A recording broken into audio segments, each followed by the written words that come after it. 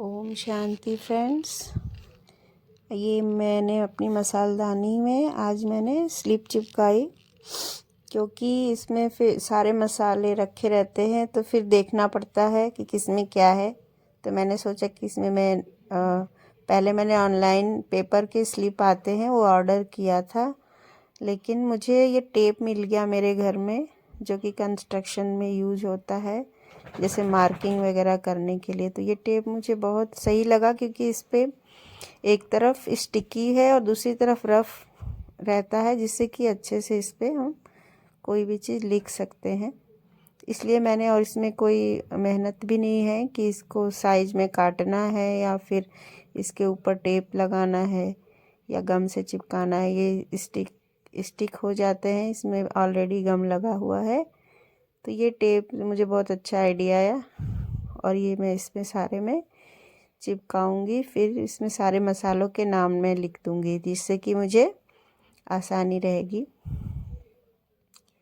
तो देखिए, मैंने एक एक करके सारे, कुछ डिब्बे मेरे खाली हैं लेकिन इसलिए उसमें मैंने नाम नहीं लिखा। कुछ मसाले मुझे ले आने हैं, तो वो बाद में मैं जो मसाला भरूंगी वो मैं लिख दूंगी। हालांकि मसाले मेरे यहाँ बहुत रहते हैं, इतने में भी पूरा नहीं होता है, और भी मसालों के डिब्बे हैं। और मैं जो थोक में थोड़े ज़्यादा मसाले रखती हूँ तो मैं वो अलग डिब्बों में रखती हूँ, और इसमें थोड़ा थोड़ा जब खाली होता है तो मैं भर देती हूँ। तो इस तरह से मैंने अपने सारे डिब्बों में, देखिए, मैंने ये टेप लगा लिया था। उसके बाद मैं इसमें नाम भी लिख दूंगी कि मेरे पास कौन कौन से मसाले हैं, जिससे कि काम करते वक्त ना फिर देख के चेक करना होता है पूरा मुझे कि किस में क्या है। कोई कोई चीज़ें जैसे सेम होते हैं देखने में, चाट मसाला है या फिर कि गरम मसाला है या आमचूर पाउडर है, तो देख के भी पता चलता है। लेकिन कभी कभी कन्फ्यूजन भी हो जाते हैं मिक्स मसालों में, तो या फिर उसे सूंघना पड़ता है या थोड़ा कभी टेस्ट भी करना पड़ता है। जैसे काली मिर्च पाउडर का कलर और आपका जो ये आता है ड्राई मैंगो पाउडर, वो सब एक कलर के दिखते हैं। तो इसलिए मुझे कभी कभी कन्फ्यूजन बहुत होता है, और टाइम तो बहुत कम, किचन में बहुत टाइम नहीं रहता है, जल्दी जल्दी काम करना होता है, चाहे ब्रेकफास्ट हो चाहे लंच या डिनर, हमें और भी बहुत सारे काम होते हैं। तो चीज़ें आसान लगें किचन में, हमें फट से ईजिली हम गेट कर सकें, इसके लिए मैं ये सब कर रही हूँ कि मुझे ईजिली देख के समझ में। इसमें राउंड में मैं नाम लिखूँगी, तो मैं एक ही जगह नहीं, राउंड में 2-3 जगह लिखूँगी, जिससे कि मुझे दिख जाए, विजिबल हो। और जब भी हम कुछ ढूंढना चाहें तो बोल्ड में मैं मार्कर लेके इस पे बोल्ड में मैं सारे नाम लिखूँगी, जिससे कि मुझे आसानी से मसाले दिख जाए, नाम से पहचान में आ जाए। वैसे इस तरह के स्ट्रिप्स लिखे लिखाए भी मैंने ऑनलाइन देखा था कि आते हैं, लेकिन उसमें बहुत सारा वेस्ट भी हो सकता है, क्योंकि हमारे पास कौन से मसाले हैं और उसमें बहुत सारे नाम अलग से भी लिखे होते हैं जो हमारे यूज के नहीं होते हैं। तो वो तो मैंने अभी तक ऑर्डर नहीं किया, मुझे भी लग रहा था कि मैं इसको ऑर्डर कर लूं, लेकिन मैंने अभी वो ऑर्डर नहीं किया है। और मेरे को ये टेप मिल गया, ये बहुत ही सही लगा मुझे टेप। इसमें एक तरफ रफ साइड है जिसपे लिखने में काफ़ी अच्छा रहेगा, जेल पेन हो या आप मार्कर लो कोई भी, और एक तरफ ये गम रहता है जिससे कि आसानी से ये चिपक जाए। और इसका साइज भी बिल्कुल नेम लिखने के लिए सही है, इसको काटना भी नहीं पड़ा, मैं बस टेप निकालती हूँ और राउंड में चिपका देती हूँ। तो ये मैं ऑर्गेनाइजर्स, मेरा किचन में चाहती हूँ कि मेरा ऑर्गेनाइज्ड हो, ताकि काम करने में आसानी हो। आजकल मेरी मम्मी भी आई हुई हैं मेरे यहाँ, तो उनको भी काम करने का शौक़ भी है, एज तो है लेकिन उनको अच्छा लगता है किचन में कुछ ना कुछ, तो उनके लिए भी आसानी हो, इसलिए मैं बड़े बड़े अक्षरों में लिख रही हूँ कि उनको भी कुछ अगर लेना हो, मसाले देखने हो, तो उनको परेशानी ना हो।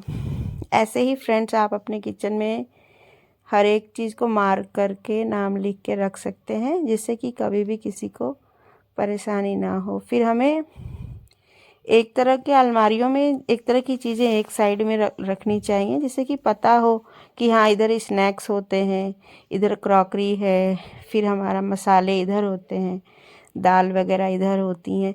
तो ये हमें अपने किचन को ऑर्गेनाइज रखना चाहिए, जिससे कि कोई गेस्ट भी आता है तो उसको आइडिया बहुत जल्दी लग जाए कि हाँ इनके किचन में कहाँ पे क्या रहता है। तो इस तरीके से किचन को ऑर्गेनाइज करना चाहिए। छोटा सा ही किचन है मेरा, लेकिन मैं चाहूँ तो इसे काफ़ी परफेक्ट तरीके से ऑर्गेनाइज कर सकती हूँ, और मैं धीरे धीरे कर भी रही हूँ। और मैं जो भी चीज़ें कुछ नया करूँगी तो अपडेट भी करूँगी, क्योंकि मैं इस चैनल पे कुकिंग, फूड और मेडिटेशन, और जो भी मेडिटेशन से रिलेटेड वार्तालाप होता है जो हमारी लाइफ को इजी बनाता है। Meditation is means art of living, जो है, जो हमारे विचार हैं, थॉट्स हैं, जो कि हमारे लिए यूजफुल होते हैं, हम उन्हें कहते हैं विचार सागर मंथन। तो वो भी हम अलग अलग टॉपिक पे हम अपने चैनल पे पोस्ट करते हैं, ताकि लोगों का जीवन आसान बने, सोचने का ढंग बदले, स्ट्रेस कम हो। क्योंकि मेनली हम ना स्ट्रेस बहुत लेता है इंसान। आजकल के ज़माने का मेन प्रॉब्लम है स्ट्रेस, क्योंकि पहले लाइफ में इतनी रिस्पॉन्सिबिलिटीज़ नहीं होती थी। अभी हमारा वर्कलोड बहुत ज़्यादा होता है, और जबकि हमारी सोल जो है, जो हमारा बैटरी है ना, वो पहले से डिस्चार्ज हो चुका है। तो कहते हैं फ्रेंड्स, ये कलयुग है, ये आत्मा की बैटरी ही कम हो गई है। तो एक तो सोचो कि आपके पास पावर कम है ना, सोर्स ऑफ एनर्जी कम है, और रिस्पॉन्सिबिलिटी और भी ज़्यादा है, कंपटीशन बहुत ज़्यादा है इस समय। क्योंकि लोग कम में रहना ही नहीं चाहते ही नहीं है ना, कि हाँ कम में ज़िंदगी जी ले, हर किसी को बहुत बहुत कुछ चाहिए। तो वो जो है, ये सारी चीज़ें जो हैं, हम मेडिटेशन में और विचार सागर मंथन में हम बातचीत करते हैं कि किस तरह से इंसान अपनी लाइफ को सुंदर बना सकता है। चलो, जीवन जीने के लिए अगर चीज़ें कम भी हैं, सुविधाएं कम है, तब भी हम खुश रह सकते हैं, हम क्रिएटिव हो सकते हैं, हम संतुष्ट तब भी रह सकते हैं, है ना। और अपनी क्रिएटिविटी को भी यूज करना बहुत ज़रूरी है। कहते हैं ना कि आप रिसोर्सेज जो है ना यूनिवर्स में, वो यूज होने चाहिए। तो हमारी प्रतिभा भी जो अंदर है ना, अगर हम उसको यूज नहीं करेंगे तो क्या होगा, चीज़ें जंग लग जाती है, ख़राब हो जाती है ना, यूज नहीं करते हो तो वैसे ही हमारा ब्रेन जो है वो डल हो जाता है। हमारे अंदर अगर कोई गुण दिया है भगवान ने, चाहे जैसे किसी को सिंगिंग का है, कोई डांस करता है, कोई पेंट करता है, किसी को कुकिंग है, अगर आप अपने उस कला को, उस प्रतिभा को अगर आप इस्तेमाल करना बंद कर देंगे, यूज नहीं करेंगे उसे, सेवा में ही यूज होता है।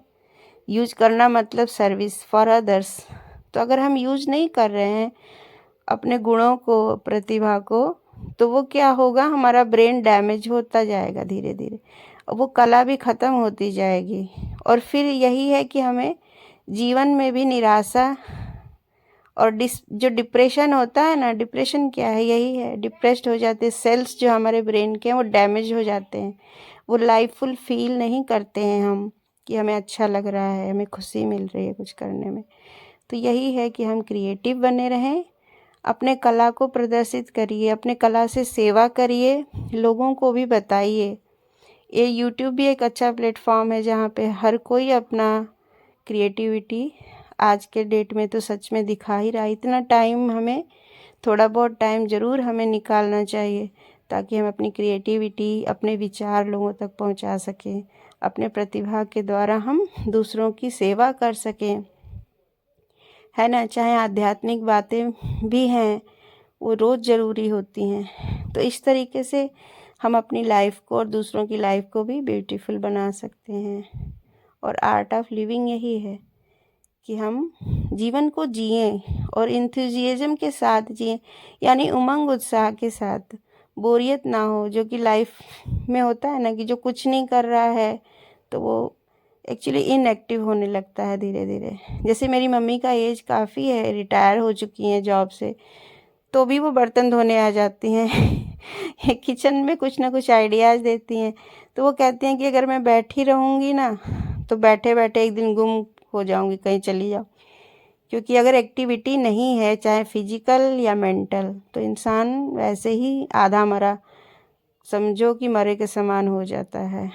तो इसलिए फ्रेंड्स, कि हमें क्रिएटिव भी होना चाहिए, थोड़ा मेडिटेशन प्रैक्टिस ज़रूर करना चाहिए, जिससे कि हमारी इफ़िशियंसी बनी रहती है, हमारे अंदर एनर्जी, हम कहीं से एनर्जी रोज़ ले तब तो हम उसको काम में लगाएंगे ना। तो मेडिटेशन से हमारा ब्रेन चार्ज होता है, हमारी सोल में जो है वो चेतना की एनर्जी भरती है, हम परमात्मा से कनेक्ट करते हैं।